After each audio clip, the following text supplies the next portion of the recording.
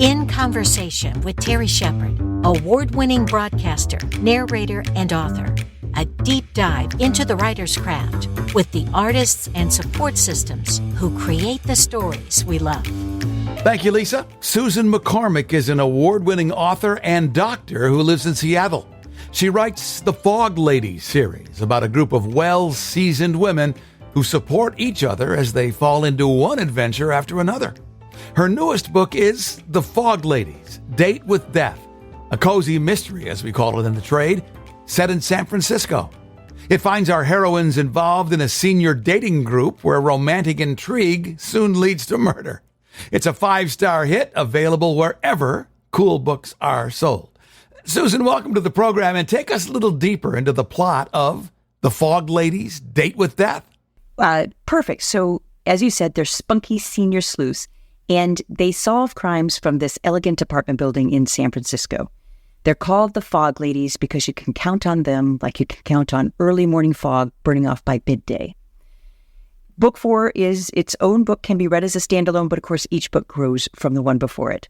So they join this senior dating group, and Graham Parcell, lady killer extraordinaire, plunges off a cliff on a senior singles outing. Did one of his dates pitch him over? Or is Olivia Honeycutt's new beau to blame? Olivia Honeycutt takes center stage in Date with Death. So we have 6 Fog Ladies, and that includes this young doctor in training, so 5 older ladies. And each one has had their due in books before this one. But Olivia Honeycutt has never spoken for herself. And so in this book, I wanted her to shine, and it's a sad shining. Unfortunately, she falls in love, and then sad things happen. How is Olivia's character different in Date with Death? So Olivia has always been a foil to another woman, Enid Carmichael, and the two of them are the most suspicious of the bunch. So they together sort of push these mysteries forward because none of the other ladies would really think there was a mystery if it weren't for the two of them. But in this one, because Olivia has fallen in love with her old high school sweetheart who happens to be part of the senior dating group, she's a little bit more vulnerable. She's more gullible this time. And she falls hook, line, and sinker in love. And she has to worry that her clothes are all 20 years old and nothing really fits anymore. And she has to worry that he's taking her to fancy restaurants and she doesn't even know the food they're serving. And so she has these things that come, and plus she's so head over heels, she kind of throws her Fog Ladies to the side while it's all Malcolm. And so she has a whole adventure in this story that is what many people have happened to them when they fall in love. The character Sarah James is somewhat younger than the Fog Ladies, and she also is a physician. Are there any autobiographical dimensions to Sarah? So not in any way, shape, or form. Although, of course, I was a young doctor in training in San Francisco, but she, and I have eaten Cheerios for dinner, which Sarah eats Cheerios for dinner quite a bit. So those two things are true. But she goes through a lot of emotional toils through the whole series. And I have never had such angst as she has had, thankfully. But a lot of people have a lot of angst. Training for being a doctor is extremely hard. And everything that can happen happens to poor Sarah. In the first book, she makes a wrong diagnosis, and then she has to live with that forever. And she has trouble with her relationships because her hours and her responsibilities are so much different than the ones of, in the beginning, one of her fiancés and then her current boyfriend. Thankfully, my husband and I met in medical school, so our whole journey through our love relationship and our married life, we're both doctors, and so we both completely understand what's involved. Susan McCormick is our guest. Her latest in the Fog Ladies series is Date with Death. You can find out more about her work at SusanMcCormickBooks.com. Animals are again prominent in Date with Death. How do they add flavor to the story? Oh, gosh. So I have had giant dogs. The bigger, the slobberier, the better. So we've had an English Mastiff and 2 Newfoundlands. And as a kid, I had St. Bernard. So I just love dogs. And dogs and cats are an important part of a cozy mystery, and mine's no different. And the first 2 books have dogs and cats galore. But in book 3, there was some magic. And that's that magic that most writers know It happens when your fingers are typing, your mind isn't thinking too hard, and in that book, a pile of black rags in the corner morphed into a tiny black dog, and the character Boris was born. And this was nowhere in my mind, in my outline, in my story. He was nowhere to be found. But when the owner meets his untimely death in a soup pot, Boris needs a home, and one of the fog ladies unwisely speaks up to take him. And he isn't the fully grown dog she thinks, but he's a Newfoundland puppy, which I think is just so fun. And I enjoyed so much writing this. And he grows into an enormous dog with even more enormous digestive issues. He becomes one of my favorite characters. He appears in book 4 too. And the great thing about the animals is that they can play foil to the people as extensions of their personalities. They are creatures to worry over. They're heroes. Or in the case of Boris in book 4, he's a hero sidetracked by a cheese platter. Or like Mrs. Noonan's cat in book 1, an unintended victim of a murder attempt who thankfully survives. And so the dogs and cats they just add extra characters, extra fun, extra beauty to stories. For a left-brain physician, the creativity you bring to the Fog Ladies series, and especially in Date with Death, reveals a well-developed right brain. How did that happen? I was, from a little kid, so before I knew if I had a left or a right, I wanted to be a ballerina, a doctor, and a writer. And 2 out of 3 isn't terrible, although I did try my hand at ballet lessons, and I curtsied, and my bottom hit the backdrop, and it crashed to the floor. So that was the end of ballet for me. But there's a lot of medicine that overlaps with writing. In medicine, you have to listen to understand your patients. And in writing, you have to listen to understand your characters. And a lot of times, you intend for a character to do one thing, they do something entirely different. I have this character, Enid Carmichael. She's 80 years old, and she falls in love with Starbucks coffee, the lattes, the froth, the bitterness. But she's only buying them because there were coupons in the paper, and she can't really afford them. And so I wrote all that part to have her fall in love with the lattes, not really know about what a latte was before because she's only had her drip coffee at home. But then she goes and steals the coupons from her neighbor's newspapers. And she did that entirely on her own. And you just, as a writer, you have to kind of listen to your characters and let them go. And so it's very similar to being a doctor in many ways. A question all us authors eventually get centers on how we can get into the heads of people who aren't like us. How did you create such a delectable cast of characters in the Fog Ladies series? I have always liked older women. And as a doctor, I have a lot of older women patients, and I have loved and admired the women at my mom's retirement community dinner table. I went to an all-women's college where the past was revered and the women before us were trailblazers. And so I have always truly enjoyed being around older women, being a part of older women's groups.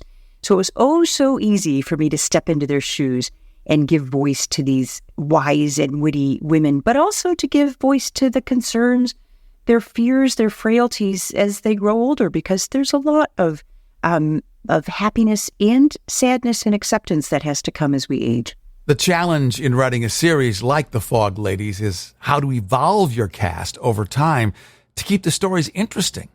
You have done that so well with your ensemble. How did you do it? You know, this was such an important thing for me to think about pretty much for every single book. And the whole idea that can people change? And can you change when you're 80? And each woman in each book actually has a change. And one of the most wonderful journeys, I think, is Alma Gordon. So she is a woman whose favorite line is, oh dear, because she's so nervous about everything. And which is very funny when the Fog Ladies are forging ahead on some dastardly tract and she knows it's going to end horribly. But she was a scared little thing in the beginning. And then she finds love and she takes on a dog and she takes in a young girl who's a kind of a castaway, runaway young woman and her young baby. And through all these things, she realizes that she has a backbone, she has a spine, she has gumption. And one of my favorite parts of the books are when she has this sofa that's soft and squishy.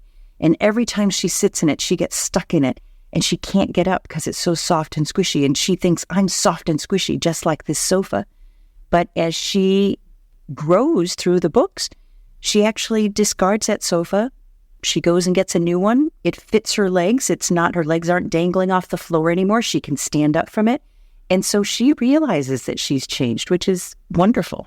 One of the things I love most about the Fog Ladies is when they are all in the same room in conversation.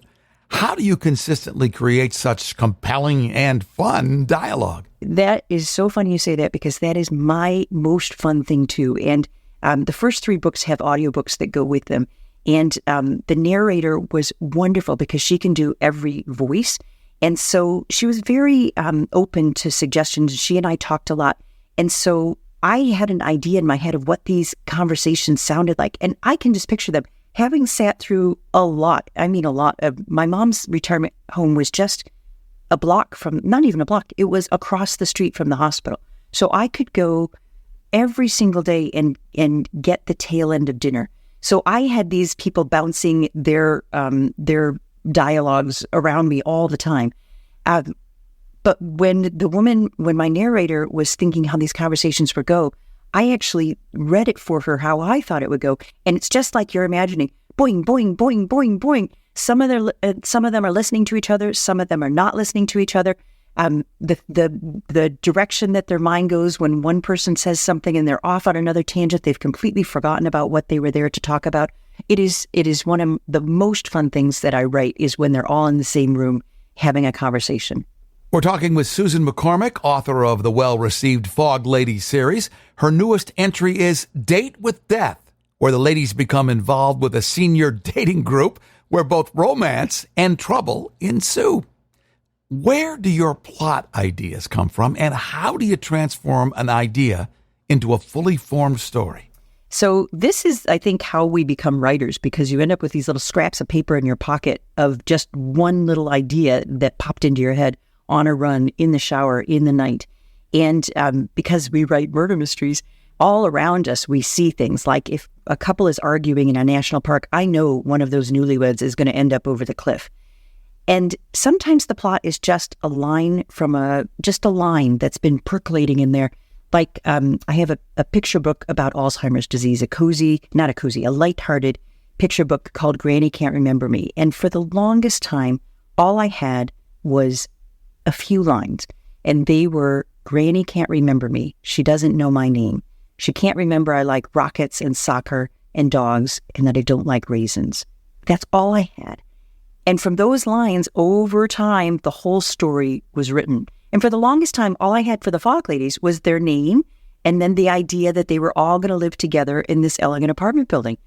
And that was in my head how the story was for years, let's say, until I actually sat down and said, I'm going to do something with these Fog Ladies. But they'd been in my head for a long time. What is the universal appeal of a love story? Love doesn't go away, of course, as we get older. And in fact, now there's this show, The Golden Bachelor, which is all about love as you're older. And everybody wants love. And these, in the current story, there's actually 3 different people playing out their love stories, all completely differently. There's Sarah, who's this young doctor, and she's keeping a secret from her young man, and they're having trouble. And there's Alma Gordon and Mr. Glenn, and they are in their 70s. They've just met, but they've settled into a very comfortable relationship, and both of them are their own people, but in a very, very comfortable romance. And then Olivia Honeycutt has just met this man at the dating club, and she throws the Fog Ladies over for him. And I think that that's common in a lot of relationships, no matter what your age is. She reneges on going to Mrs. Noonan's birthday party because Malcolm invited her to the symphony. And she pretends she likes sushi and blue cheese when she doesn't. And she worries excessively about her wardrobe. And she asks him for advice on things she doesn't need advice about. So I wanted to show this new love sweeping over her, for good and for bad, all the trappings that come with it, because I think it happens to everybody, no matter what your age. And so young, old, I think this is a theme that's going to resonate for everybody. Date with Death is book 4 in your series. What do you think appeals to your readers about the Fog Ladies? Three things come to mind. First, San Francisco. It's a wonderful setting for mystery. Elegant, older apartment buildings from the 20s, the hills, the fog, and the fog's almost a character in itself. And then second, the universal themes, like we talked about, the current one with love.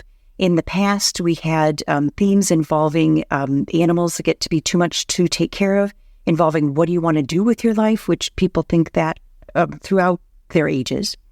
Third, most important, the characters. I read Alexander McCall Smith's #1 Ladies Detective Agency series, and I don't care if there's a mystery anymore. I just love the characters. So it's the same with the Fog Ladies. They're spunky, spirited, funny. They care so much about each other, even though they're all distinct and at times kind of irritating personalities, especially Enid Carmichael, who is actually many fans' favorite character. I think right now older characters are having a bit of a heyday. We have Only Murders in the Building. We have the Thursday Murder Club books. I'm proud to say that the Fog Ladies books predate those ones. But seeing older characters stepping up to the task, but with their older characters' sensibilities and way of doing things, is gratifying, humorous. And we see these characters all around us. We can all relate to them, our grandparents, our parents, our friends, ourselves. And I also have a young person in the story, the young doctor in training, and I can play the generations off each other, like Sarah helping them with the ride-sharing app, but needing help herself when it comes to relationships. Conan Doyle tried to stop writing Sherlock Holmes, and his audience wouldn't let him. How many more Fog Ladies stories are there to tell? I do a lot of book clubs in person or virtually, and I love to do them. So if anybody has a book club and wants a guest, I'd be happy to do it. But at one, and I'm not remembering all the details, but this is the gist of it, somebody asked how long I'd keep writing the books. So I said, well, since the ladies are in their late 70s and 80s, at some point they might age out. And the woman got quite huffy, and she said she was 80, and Imogene, who couldn't make it, was over 90. So she said, I should stop any nonsense about aging out and just keep writing. They're not getting any younger. The website is SusanMcCormickBooks.com. The book is The Fog Ladies, Date with Death, written by our guest, Susan McCormick. Grab it in print or digital at Amazon.com or wherever cool books are sold. Susan, thanks for joining us. You're very welcome. Thank you, Terry. This was so enjoyable. In Conversation with Terry Shepard is a copyrighted presentation. All rights reserved. I'm Lisa Davis. Join Terry Shepard next time in Conversation.